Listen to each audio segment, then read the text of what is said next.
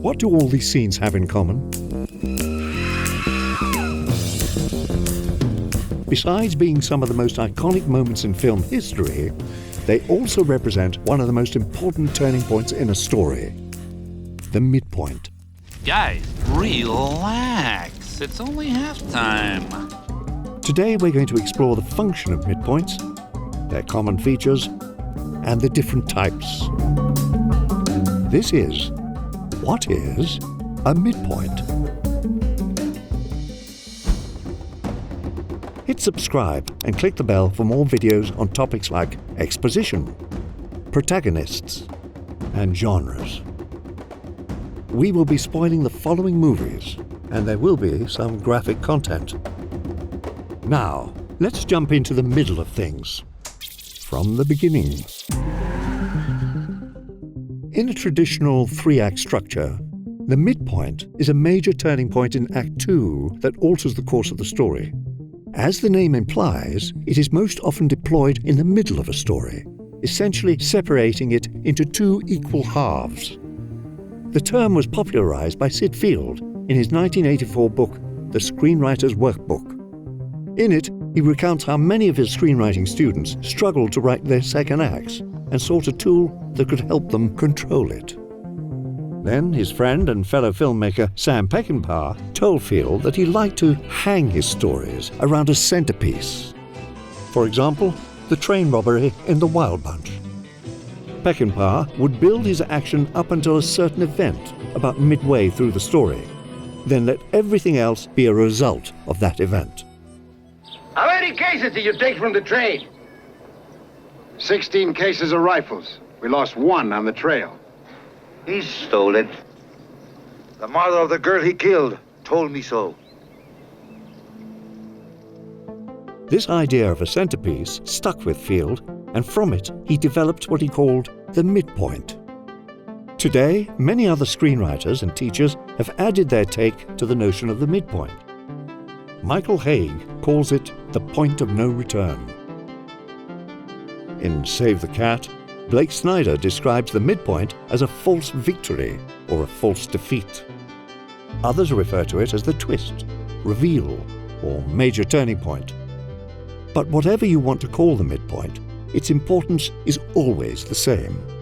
According to writer-director Daniel Kwan, one of those screenwriting rules that I love to actually follow is the fact that the midway point is when the film reveals itself to you. Here is where the various story threads need to come together to raise the stakes, set up the story's final act, and force the protagonist to change.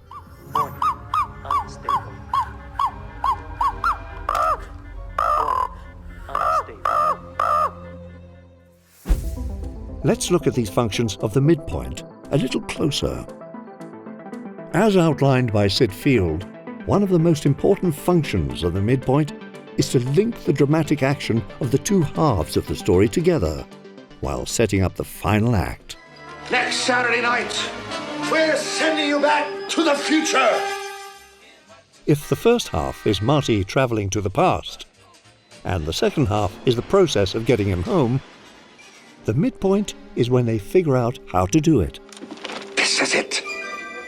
This is the answer. This moment can be a subplot the audience may have forgotten. Time will run differently for us? Yeah. I mean, by the time I get back, we might even be the same age. You and me. Until it comes crashing back into the main story. Hey, Dad. Or it can be a complete surprise that throws the characters off balance and puts them on a new course of action. Either way, the midpoint should be a major sign of progress that unites the main story threads and sets up the final act of the film. For Blake Snyder, midpoints are an excellent opportunity to introduce a timed clock. Iceberg, right ahead! Thank you. Which accelerates the pace of the second half. Iceberg, right ahead! Stop it! The Titanic's collision with the iceberg starts the clock. With each passing minute, the chances of survival fall. Come on. Which leads us to another common feature of the midpoint, raising the stakes. In Knives Out, for example, the midpoint reveals a drop of blood on Marta's shoe. Even though the characters are unaware, the audience now has a new reason to worry about whether Marta will be caught. Another important function of the midpoint is to force the protagonist to change. Over the course of most stories, the main character has to complete an arc. The first half of the story is marked by the character resisting this change. That's my family, Kate. It's not me. The midpoint is a major revelation that might foreshadow the character's ultimate fate.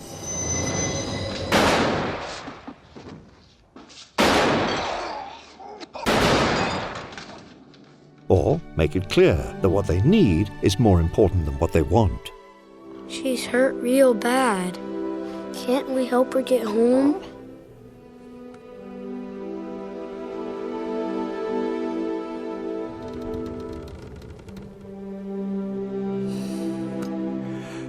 All right, but we gotta hurry.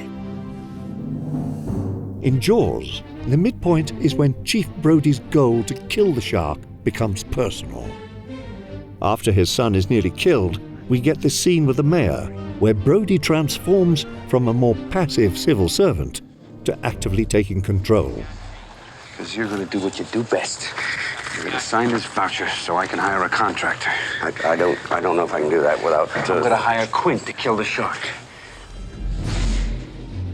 He must conquer his fear of the water if he is to conquer the threat to his family.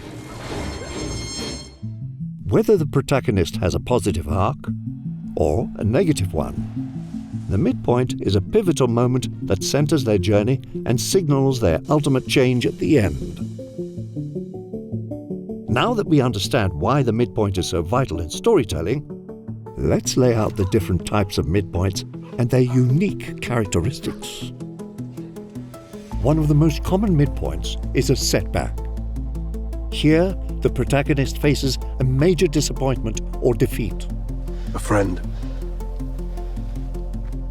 These midpoints work because they increase the dramatic tension by forcing the character to reevaluate their choices and make new plans to achieve their goal. In Dune, the midpoint is devastating for House Atreides. The first half sees them expand their power as they assume control over Arrakis. But then, they are betrayed, attacked. Duke Leto is taken, and Paul and Lady Jessica end up alone in the desert. With fresh challenges set before them, their chances of victory now seem dubious. Tonight the House of Atreides falls, and your bloodline ends forever. Another similar type of midpoint is a false defeat. This occurs when the protagonist is seemingly defeated. Our position's correct, except no Alderaan. What do you mean? Where is it? So I'm trying to tell you, kid, it ain't there. It's totally blown away. What? How? Until a new plan is hatched and a chance of victory is restored. The princess? She's here? Princess? Where? Where is she? In The Matrix, everyone else believes Neo is the one, but he still has his doubts. Do you think you're the one? Honestly, I don't know. At the midpoint, the Oracle confirms Neo's suspicion. You already know what I'm going to tell you. I'm not the one. Sorry, kid. On the surface, this is a defeat, but the Oracle is actually telling Neo what he needs to do to become the one. He needs to believe it for himself. Being the one is just like being in love. No one can tell you you're in love, you just know it. Through and through. Balls to bones. What is he doing? He's beginning to believe.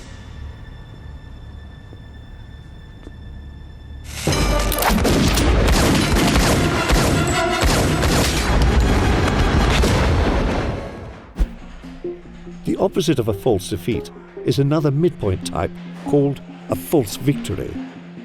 This is when the characters have what appears to be a positive breakthrough. but is later revealed as a negative development in their plan.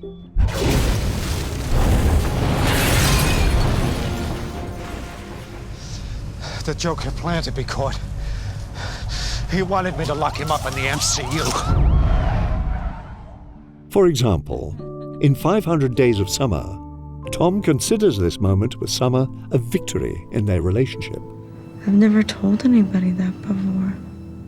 Her vulnerability and openness elevate his romantic connection to her. But this only sets him up for a deeper heartbreak later on. I just woke up one day and I knew. Knew what? What I was never sure of with you.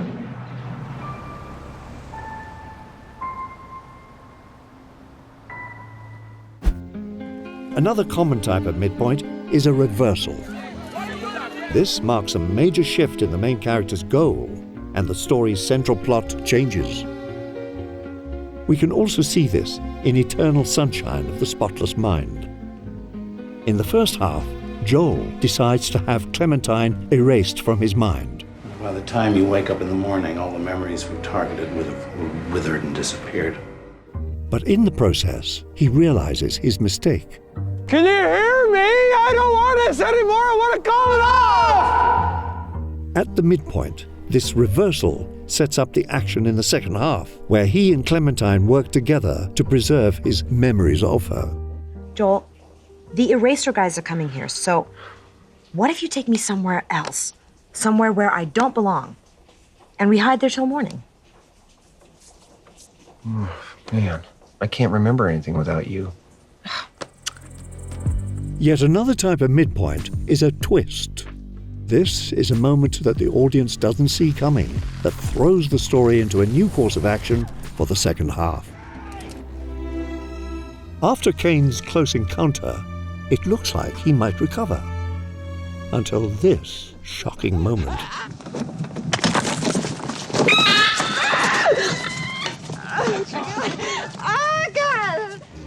The rest of the film pits the crew against a true monster.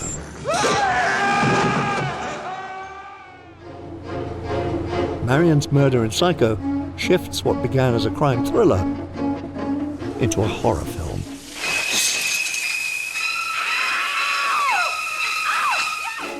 What's important here is that the midpoint twist is both surprising but feels inevitable upon a second viewing. We all go a little mad sometimes. And leads us to a powerful conclusion.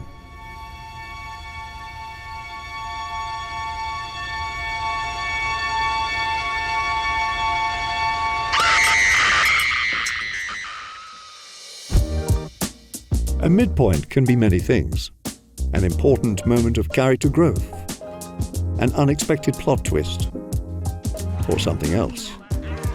But it's an important structural moment that builds on the events from the first act, foreshadows those in the third, and organically connects them in a way that feels natural to the story's character's world and tone. What's a midpoint you found particularly successful in a film? Share your thoughts in the comments.